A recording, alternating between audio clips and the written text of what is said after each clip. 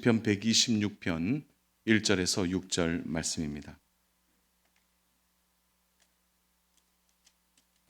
시편 126편 1절에서 6절 말씀입니다. 우리 구약 성경 898면에 하나님의 말씀이 기록되어 있습니다. 우리 찾으신 말씀 가지고 우리 시편 말씀이니까 우리 같이 합독하면 좋겠습니다. 1절부터 6절입니다. 같이 합독합니다. 여호와께서 시온의 포로들을 돌려보내실 때에 우리는 꿈꾸는 것 같았도다. 그때에 우리 입에는 웃음이 가득하고 우리 혀에는 찬양이 찼었도다. 그때에 문 나라 가운데서 말하기를 여호와께서 그들을 위하여 큰 일을 행하셨다 하였도다. 여호와께서 우리를 위하여 큰 일을 행하셨으니 우리는 기쁘도다.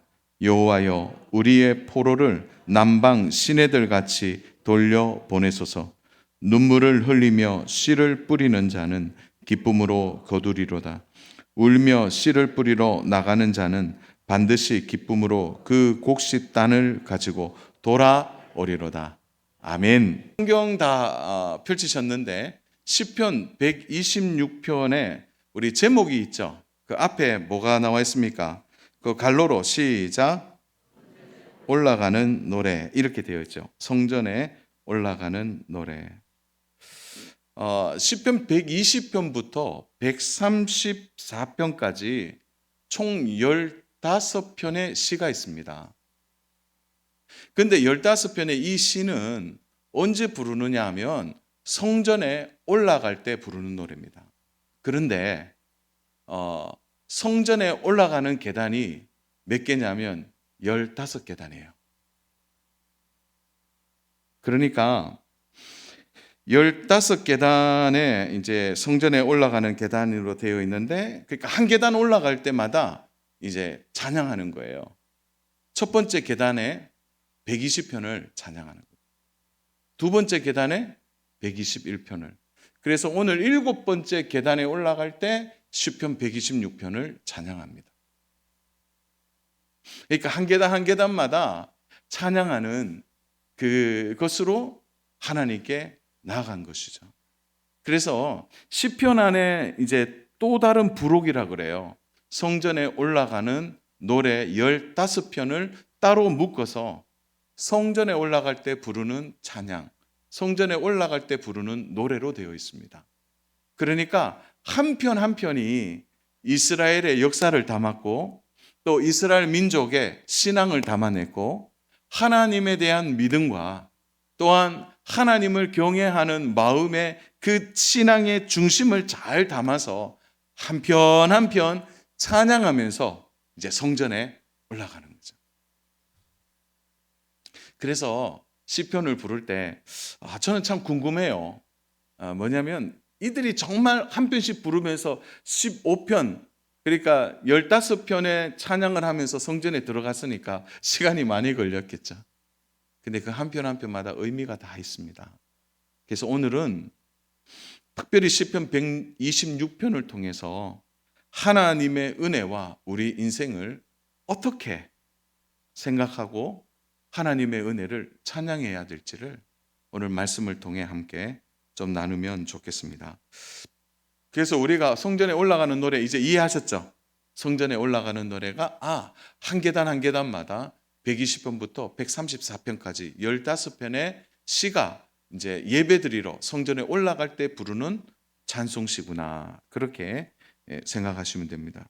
자, 오늘은 특별히 성탄을 앞두고 하나님 앞에 깊이 감사와 찬양을 올려드리면서 무엇보다 우리가 성전에 올라갈 때, 예배하러 올라갈 때 찬양할 수밖에 없는 두 가지의 이유를 오늘 본문을 통해 살펴보고 우리의 노래의 이유, 신앙의 이유, 믿음의 이유, 하나님을 좋아할 수밖에 없는 이유를 우리 함께 말씀을 통해 은혜를 나누고자 합니다. 그 첫 번째로는 왜 우리가 하나님을 찬양하고 기뻐할 수밖에 없느냐? 그것은 우리 인생에 하나님의 은혜가 임하기 때문입니다. 아멘입니까? 하나님의 은혜가 임하는 거예요. 우리 인생에. 자, 오늘 본문의 배경을 보시면 바벨론 포로 생활에서 이제 생환되어 고향으로 돌아오는 장면을 먼저 그리고 있습니다. 1차 귀환이 주전 605년에 이루어지게 되는데요. 이때 귀환자 수가 정확하게 성경은 49,897명으로 기록되어 있습니다. 그러니까 우리가 다시 말한 한 5만 명 정도가 1차 포로 때 돌아옵니다. 그 중에 백성이 42,370명이고, 그리고 함께 갔던 종들이 7,337명이고, 그리고 노래하는 자들, 특별히 예배하는 자들, 그 앞에 이들이 좀 구별된 자들이죠. 레위 사람들, 그들로 하면 한 200명 정도. 그래서 총 49,897명이 1차 귀환 때 돌아오게 됩니다. 그러니까 오늘 이 시편의 배경이 뭐냐? 돌아오는 이 5만 명을 이야기하고 있는 거죠. 근데 몇 명이 끌려갔는지는 성경이 잘 기록하고 있잖아요. 많이 죽었습니다. 그리고 일부 끌려가게 됐죠. 그런데 한번 생각해 보십시오. 70년이 끝나고 5만 명이 돌아오고 있어요. 5만 명이. 이때 이들의 모습을 시인은 어떻게 고백하고 있습니까? 우리 1절을 크게 한번 읽겠습니다. 시작. 여호와께서 시온의 포로를 돌려 보내실 때에 우리는 꿈꾸는 것 같았도다. 자, 바벨론 포로 생활이 얼마나 고단했냐면요. 이들이 365일 동안 다 일이 있었다고 나옵니다. 어떤 일을 했느냐? 성을 쌓는 일을 했어요. 자, 바벨론의 대제국, 바벨론이 무너지고 이제 메데아 바사죠. 일명 페르시아입니다. 그 광대한 나라가 유지되려면 얼마나 많은 성을 쌓았겠어요. 요즘처럼 기술이 발달하고 어떤 기구가 있어서 착착 올려지는 게 아니에요. 모든 게 사람의 손이었어요. 그러니까 그들은 눈을 뜨면 성을 쌓는 일. 얼마나 고된 일인지 모릅니다. 망대를 수축하는 일,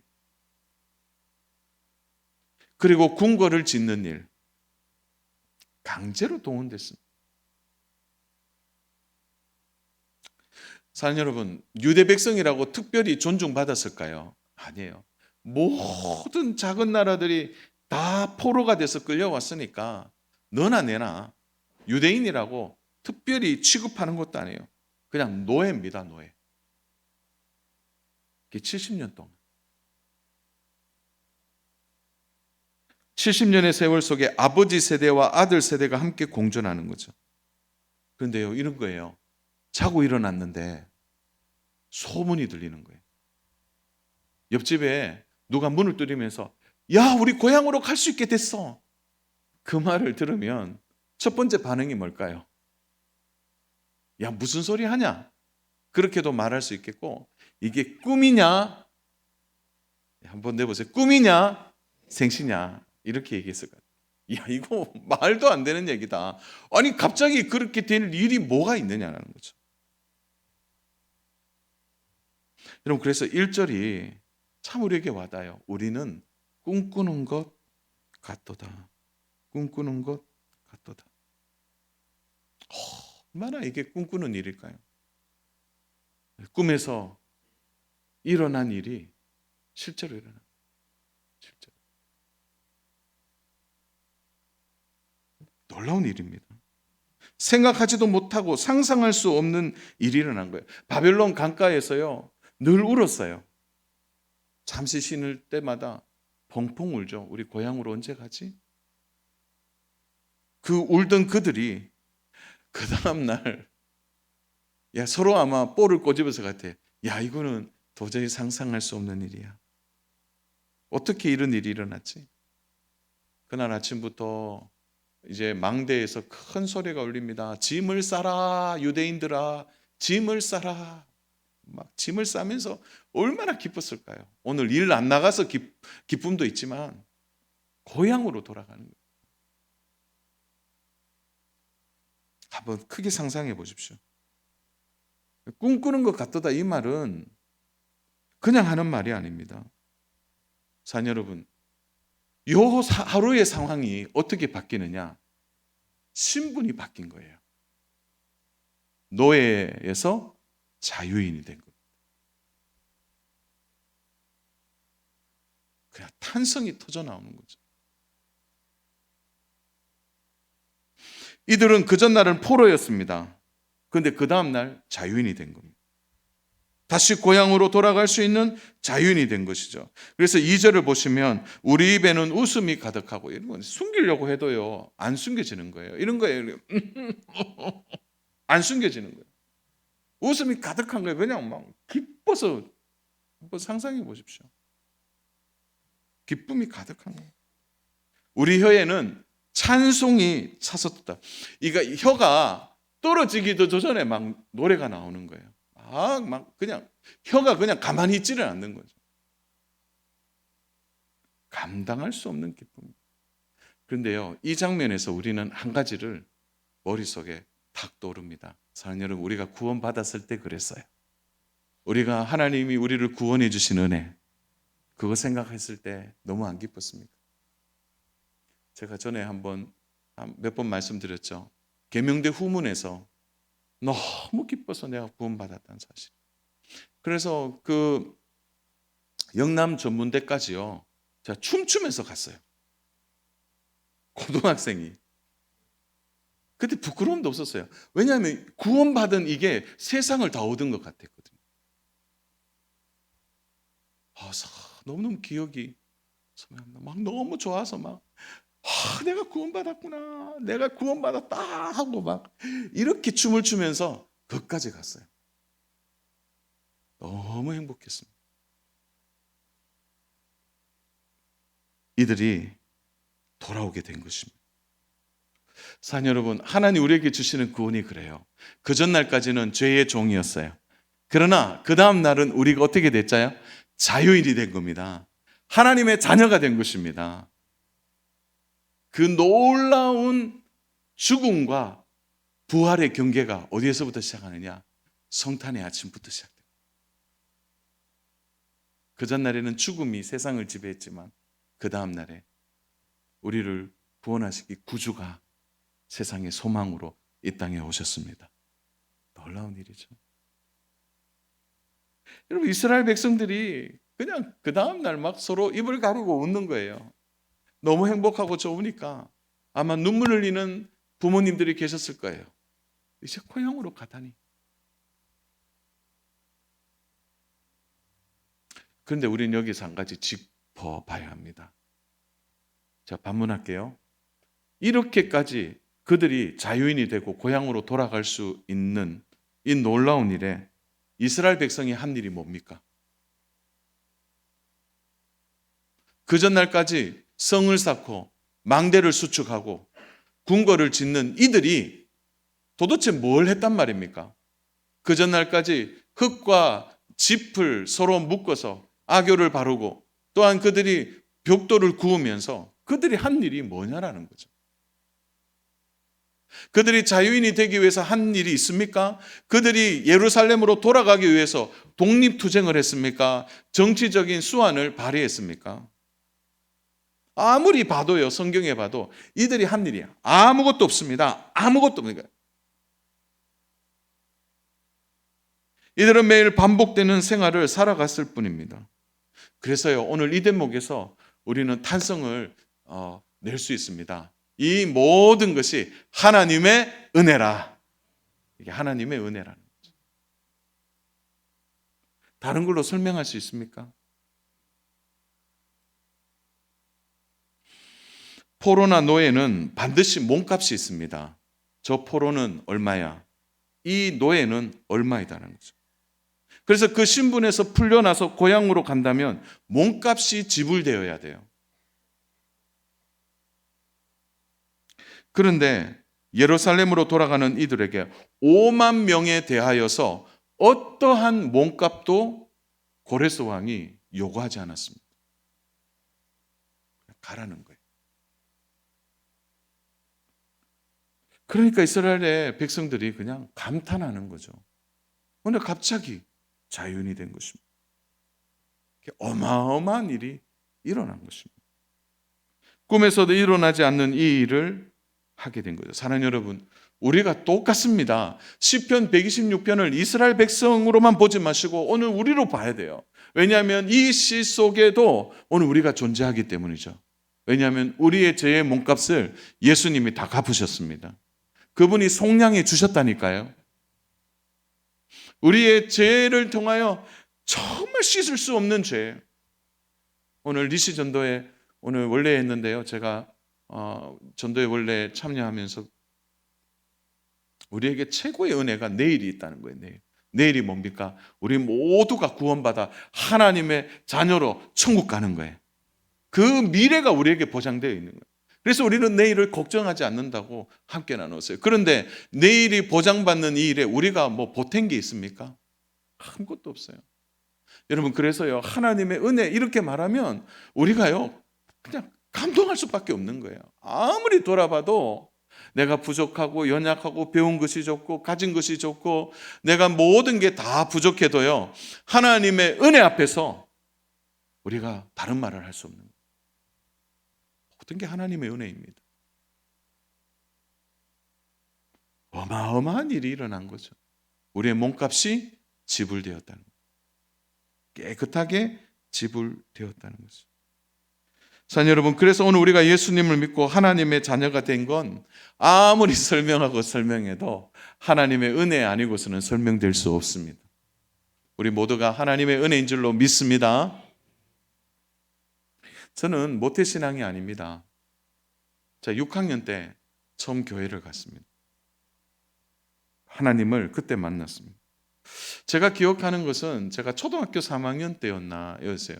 제가 팔달시장 뒤편에 살았는데, 근데 이제 그날 이제 일요일 아침이죠. 주일 아침에 여동생이 이제 아침에 일어나 보니까 없는 거예요. 그래서 어머니께 제가 물었어요. 엄마, 여동생 어디 갔어? 그러니까 어머니가 얘기하는 거예요. 야, 요 동네 옆에 요 교회 있잖아. 그거 갔다고 그런 거예요. 제가요, 기억이 분명한데 제가 어머니께 뭐냐면, 엄마, 우리는 불교인데 왜 동생 그 교회 가도록 놔뒀냐는 거예요. 초등학교 3학년이요. 10살밖에 안 된 제가 얼마나 불심이 강했는지 제가요, 뭐 너무 화가 나는 거예요. 그래서 엄마, 우리는 절에 다니는데 왜 교회 동생 보냈냐고. 어머니께 한 소리 하고요, 제가 옷을 입고 그 동네 교회에 찾아갔다니까요. 근데 동네 교회가 이제 이런 건물이 있는 교회가 아니고 상가에 2층인가 3층인가 교회가 있었어요.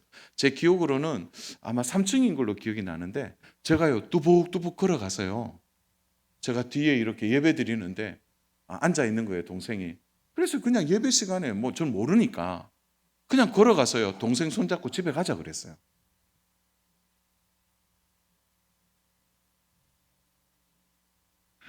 제가 막 그랬어요. 야, 너 왜 이랬냐? 그리고 동생 손잡고요, 빨리 일어나. 그리고 동생 손잡고 제가 나왔어요. 지금 생각하니까 그 목사님하고 또 목사님과 그 교사분들이 얼마나 황당하겠어요.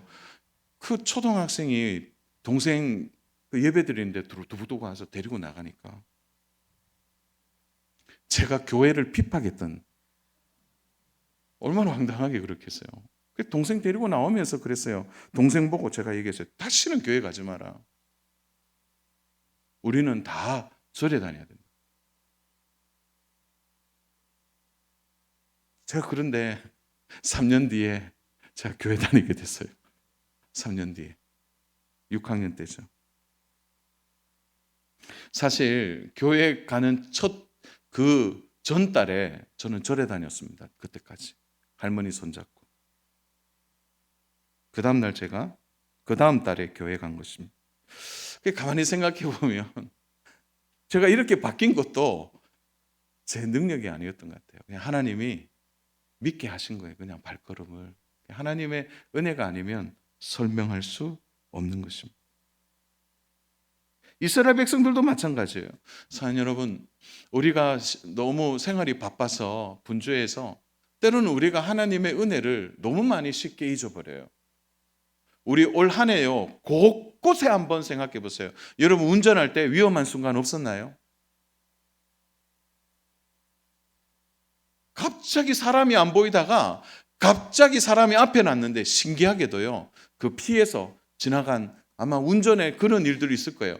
진짜 부딪힐 뻔했는데 무사고. 그거 어떻게 설명하실래요?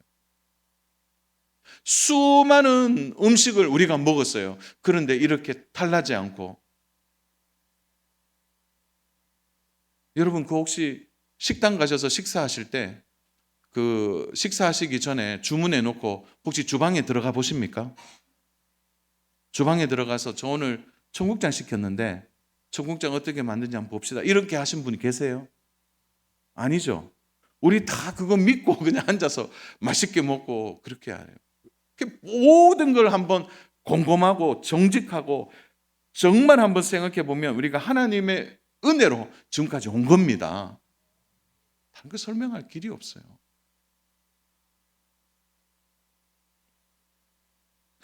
이스라엘 백성들만 적용되는 게 아니라 우리에게도 적용되는 거죠.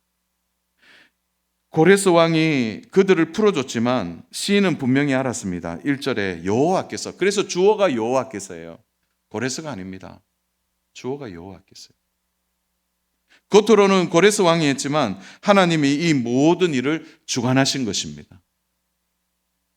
사랑 여러분, 오늘 우리에게 일어나는 많은 일들처럼 하나님이 고레스와 같이 사용하는 사람들도 우리 주변에 있습니다. 그러나 이 모든 일의 배후에는 우리 하나님이 계십니다. 그래서 우리의 회사도 일터도 우리의 농장도 사업장도 또 우리가 살아가는 삶도 하나님이 그 모든 일에 주어가 되시고 우리의 배경이 되신다는 겁니다. 그러므로 사랑하는 여러분, 오늘 우리가 감사하고 기뻐하고 우리가 이렇게 찬양할 수 있는 이유는 우리의 신분을 바꾸신 하나님의 은혜가 우리에게 분명히 있기 때문입니다. 우리의 죄의 몸값이 지불되었습니다. 우리의 신분이 완전히 바뀐 것입니다. 그러므로 이 성탄이 주는 가장 큰 영적 의미는 뭡니까? 죄의 종에서 하나님의 자녀가 되었다는 것이고 아기 예수님이 오심으로 우리의 처지와 형편이 완전히 변화되었다는 것입니다. 사랑 여러분, 그저 있고 없고에 주목하지 마세요. 비교해서 저 사람보다 내가 아니에요. 우리에게 절대적인 하나님의 은혜는 우리를 구속하셔서 하나님의 자녀 삼아주신 겁니다. 그 구원의 은혜를 생각하면 우리가 하나님을 찬양할 수밖에 없는 것이죠. 저는 조금 거리에 캐롤이 울리지 않아서 처음에는 많이 속상했어요. 아니 예수님 오셨는데 세상 사람들이 이렇게 조용한가? 그래서 조금 막 화가 나고 그런데 가만히 생각해 봤어요. 그러니까 모르는 게 당연해요. 그 안 울려도 좋아요. 우리가 울리면 됩니다.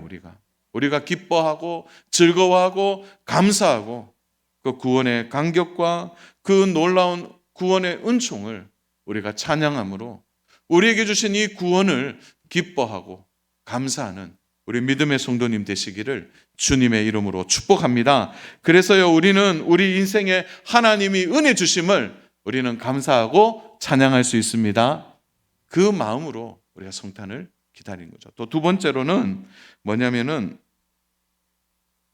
이 일들에 대해서 우리 두 번째 좀 들어가기 전에 한 가지만 좀 더 이야기할게요.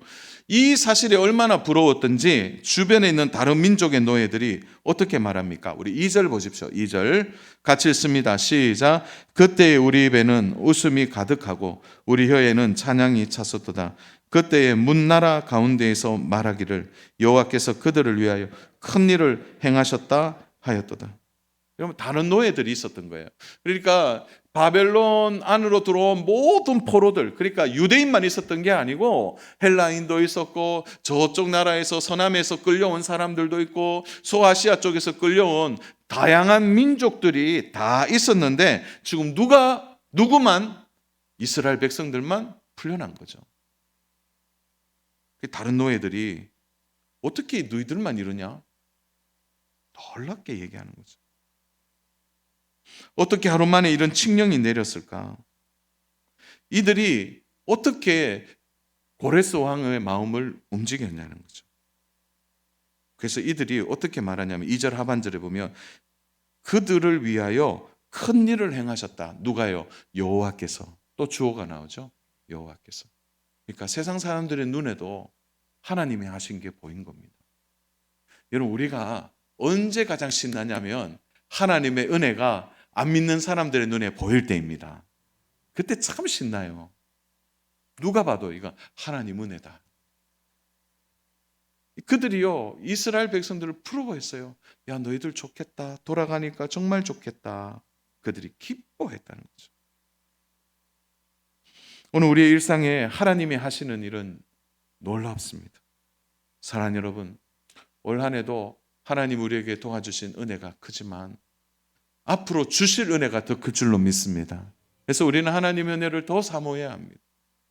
이방 사람들, 다른 민족들이 보면서 야, 저 가정은 진짜 하나님이 하시네. 저 사람은 하나님이 도우시네. 이런 진정한 고백이 우리 이웃들의 입술에서 터져나오는 은혜가 올 연말 지나서 내년 한 해 풍성하기를 주님의 이름으로 축복합니다. 우리 인생의 스케줄이 바뀌는 거예요. 우리 인생에 그냥 거대한 하나님의 은혜가 우리에게 임하는 것입니다. 자, 그런가 하면 두 번째로는요, 하나님의 은혜로만 열매를 맺는다는 겁니다. 하나님의 은혜로만 열매를 맺는 거죠. 자, 바벨론에서 돌아왔는데 이스라엘 백성이 당장 해야 할 일이 생겼습니다. 그것은 그 예루살렘이 황폐화되었고 밭에는 돌들이 가득했고 쓰레기 더미가 덮여 있었다는 거예요. 집들은 훼손되었고, 그래서 이 파종에서 심으려니까 이게 안 되는 거예요. 그래서 우리 5절 6절 볼까요? 우리 같이 읽겠습니다. 5절 6절 시작. 눈물을 흘리며 씨를 뿌리는 자는 기쁨으로 거두리로다. 울며 씨를 뿌리러 나가는 자는 반드시 기쁨으로 그 곡식단을 가지고 돌아오리로다. 이들은 농사꾼이 아니었습니다. 70년 동안 성을 쌓고 망대를 짓고 궁궐을 만들고 벽돌을 굽는 자들이었어요. 그런데 돌아와서 그들이 먹는 문제 앞에서 그냥 주저앉아 버리는 거죠. 해결할 방법이 없는 거예요. 황폐화되는 그곳에, 그래서 5절에서 뭐냐면 눈물이 나는 거예요. 눈물이.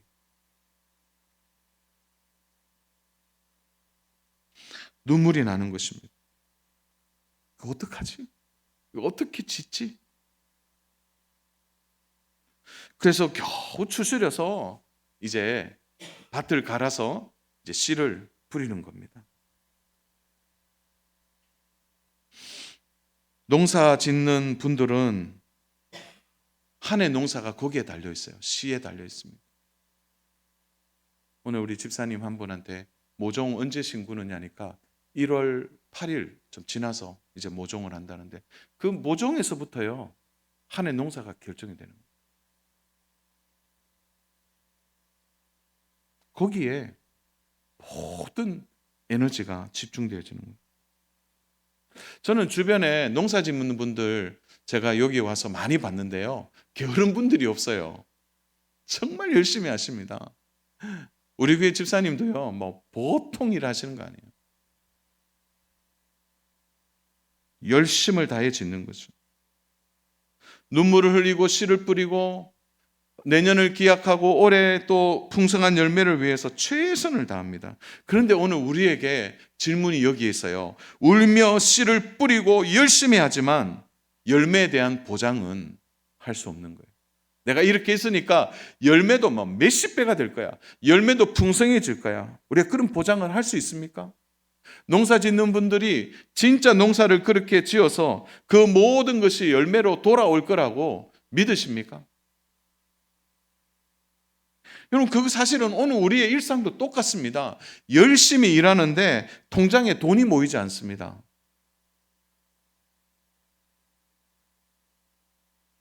아무리 열심히 일해도요, 오히려 더 어려워지는 경제적 손실이 우리 안에 일어나요. 내가 아무리 잘해도요, 옆에 잘못하니까 같이 무너지더라고요. 오늘 이 시편 126편의 시인도 마찬가지죠. 씨를 열심히 뿌렸는데, 그리고 미래를 뿌린 거예요. 생명을 뿌린 겁니다. 자기의 땀방울 하나까지 다 거기에 투자해서 울면서 밭을 개간해서 그 쓸모없는 밭에 거름을 주고 열심히 했는데, 사실은 내일에 대해서는 장담할 수 없는 것입니다. 자, 여러분, 이른 비와 늦은 비는 농부의 몫이 아니에요. 이른 비와 늦은 비는 그건 하나님이 하시는 일입니다. 우리의 경제 활동도 결국 마지막은 하나님이 하셔야 돼요. 열심히 일해도 제대로 먹고 살지 못한다면 그것은 오늘날의 우리 시대에 보여주는 오늘 자본주의 사회 안에 일어나는 흔한 일입니다. 그래서 오늘 우리가 목마른 거예요. 하나님의 은혜에 대해서. 농부에게요, 그래서 믿음이 필요합니다.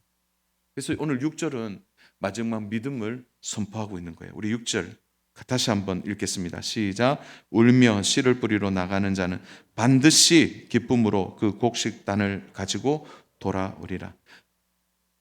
반드시라는 말에 은혜를 받습니다.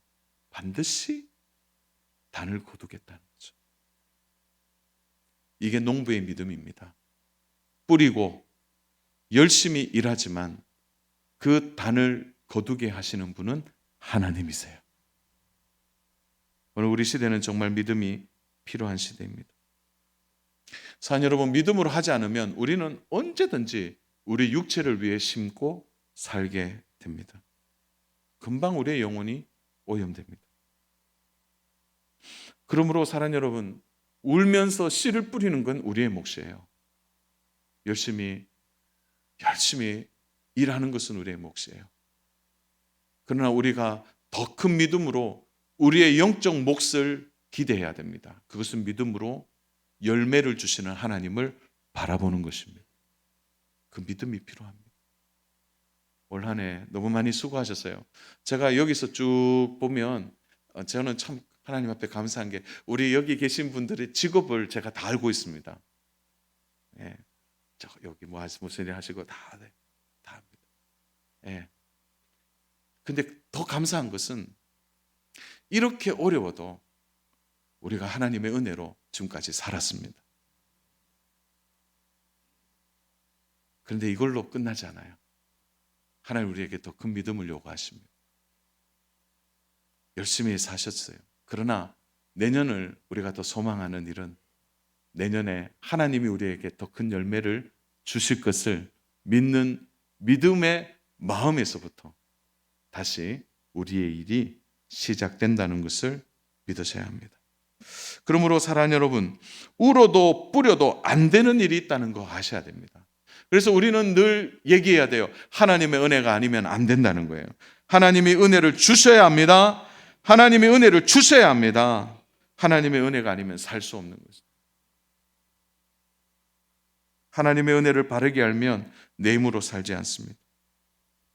주 안에 사랑하는 여러분, 남은 2주 동안 하나님의 은혜를 깊이 생각하고 어느 날 갑자기 바뀐 내 신분, 하나님의 은혜로 죄값을 지불하시고 우리를 사셔서 자유인으로 하나님의 자녀로 삼아주신 은혜에 대하여 깊이 감사하고 찬양하는 우리의 믿음과 함께 울며 씨를 뿌리며 그것을 거두게 하시는 하나님의 은혜, 그 열매를 주시는 하나님의 은혜를 우리가 기대하며 살아가야 될 줄로 믿습니다. 사랑하는 여러분, 우리 인생에 큰 일을 행하실 하나님을 찬양합니다. 올해도 주신 은혜가 크지만 내년에 주신 은혜가 더 크기에 그 권능자 하나님을 의지하시고 이 연말을 기도로 준비하시고 하나님 앞에 나아가는 이 시간, 성전에 올라가는 이 시간, 시편 126편의 찬양이 우리의 찬양되어서 멋지게 연말을 마무리하고 연초를 기도와 찬양과 말씀으로 열어내는 저와 믿음의 성도님 되시기를 주님의 이름으로 축복합니다.